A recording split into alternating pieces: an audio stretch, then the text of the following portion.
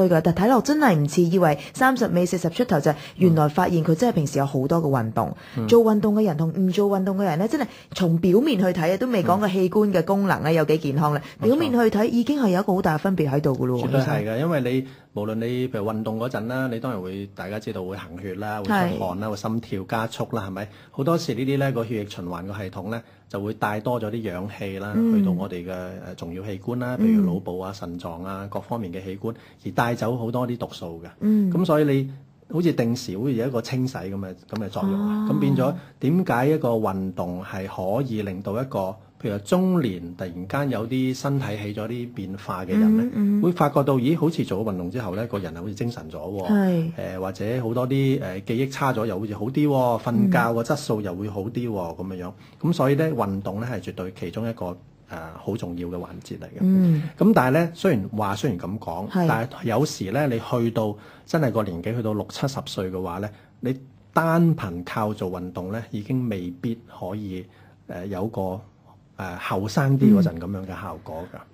咁或者有啲人真係更年期嗰個荷爾蒙真係已經冇得再分泌啦。即係我成日講話，可能有啲嘅器官咧，好似退咗休咁樣啦。譬如卵巢退咗休咧，咪就女士更年期咯。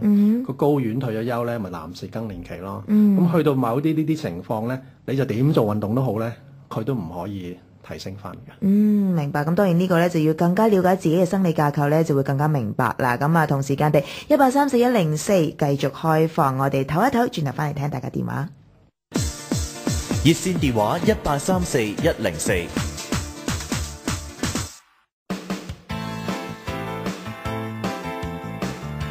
我的事務所主持陳心怡。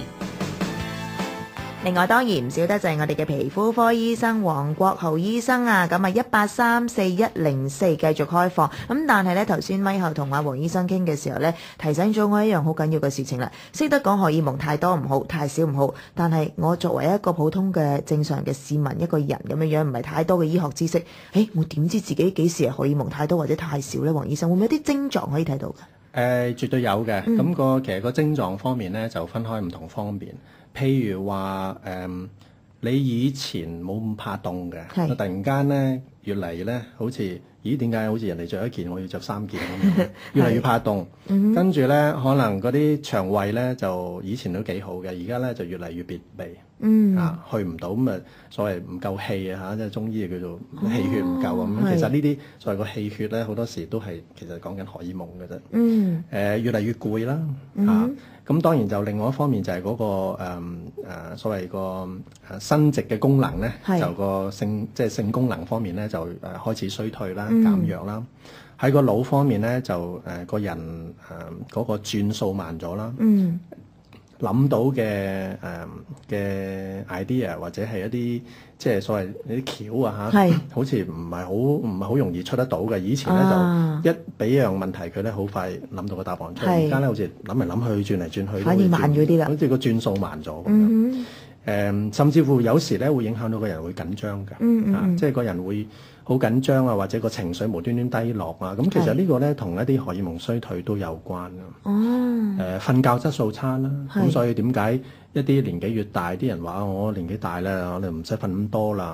其實佢唔係唔使瞓咁多，而係佢瞓唔到咁多。咁而嗰個頭先我講啦，原來有啲信號就係話俾個身體話瞓覺嘅喎。咁如果你個信號都唔夠，咁身體點知瞓覺咧？咪梗係瞓得唔好，即係個睡眠質素唔好，係比較淺，同埋咧就唔熟睡，好易醒，同埋個時間好短，或者係需要瞓嘅時間要好耐先瞓得着。明白。咁仲有一個咧，就係越嚟越多脂肪。通常咧即係嗰個叫中央肥胖啊。呢個肚腩一路越嚟多脂肪咧，呢個係一個好清晰，就係話某啲荷爾蒙係減退嘅結果嚟㗎。明白。咁如果係咁講嘅時候咧，除咗你話知道自己啦，有呢啲咁嘅症狀喎，咁可能都真係從運動出發啊，又或者我哋成日聽話外來攝取嘅荷爾蒙，咁又可唔可以幫助到？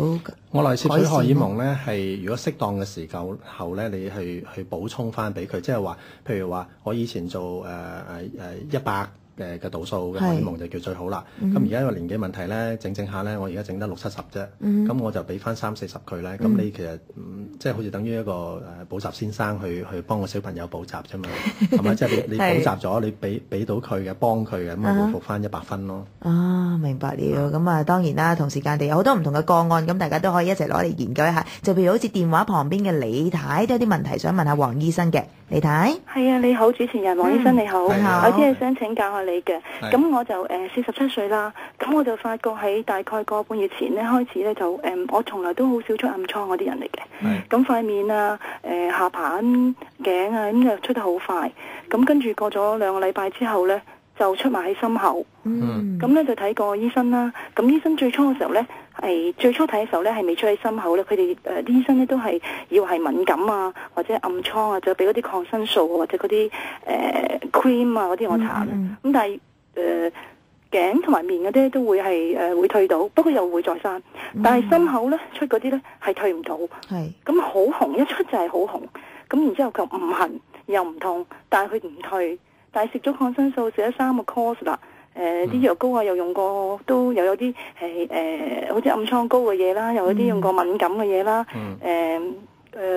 都未有改善啦，都完全係。個 course 都幾多份量喎，黃醫生。係啊。係嗱，咁其實咧，我頭先都講漏咗一樣嘢嘅，就係其實突然間無端端出暗瘡咧，呢個都係一個某啲荷爾蒙下降嘅徵象。點解會咁咧？原來咧，一個女士咧，佢正常嚟講咧，佢係女性荷爾蒙係一定多過男性荷爾蒙嘅身體裏邊。咁但係如果當個身體譬如個卵巢開始退化，而某程度上因為佢越整越少呢個女性荷爾蒙嗰陣咧，個身體個反應咧就係會希望催谷佢整多啲，咁但係佢又無奈佢又真係做唔到。咁呢個情況咧就會令至到佢咧係做多咗個男性荷爾蒙嘅。咁男性荷爾蒙一多親咧就會出暗瘡㗎。點解咧？兩個荷爾蒙，女性荷爾蒙同男性荷爾蒙係會一齊去製造嘅？其實女士都有男性荷爾蒙嘅，不過正常嚟講咧，佢會比男士咧係得1/10咁少嘅啫。咁但係就如果係頭先我講個情況咧，佢就會做多咗啦。咁其實另外有邊方面會特別有啲咩徵象會覺得呢個可能性比較大咧？咁好多時咧就話喺個經前咧嗰個出呢啲粒粒個情況咧會比較嚴重㗎。好多女士都有呢個經驗。同埋就係話你嗰個經期咧，可能咧有啲人就開始雜亂啦，或者係越嚟越短啊，越嚟越長啊，又總之時長時短啊，咁開始有啲亂嘅情況。咁仲有一個可能咧，就係壓力嘅問題啦。因為當個人係壓力意思即係你可能太夜瞓啦，或者係真係工作壓力好大嗰陣咧，壓力個影響咧會導致到好多時會出呢啲瘡。咁好快脆咁又提一提你睇啦。咁去到呢個情況 ，cream 又搽咗啦，抗生素又食過啦，咁但係點樣可以再改善呢個問題咧？改善呢個問題咧，就如果你真係有嗰個瞓覺時間可以提早少少咧，呢個都幫到㗎。第一，第二樣嘢咧就係有時飲少啲奶啊，唔好食朱古力啊，呢啲情況咧都有時會幫到嘅。明白。咁啊，希望再第三樣咧就話你真係如果真係懷疑個荷爾蒙嘅失調咧，咁去驗下血咪知咯。呢個都係一個好好提議啦，希望你睇都可以咧，即係 keep 住呢一個嘅答案啦。咁啊，再一次唔該晒黃醫生啦。咁啊，時間關係啦，約定你下個禮拜繼續喺我的事務所裏邊出現啦噃。唔該晒，下個禮拜見，拜拜，拜拜。助你提升生命質素，美化健悅人生。A3 醫學擴衰老中心熱線25218989。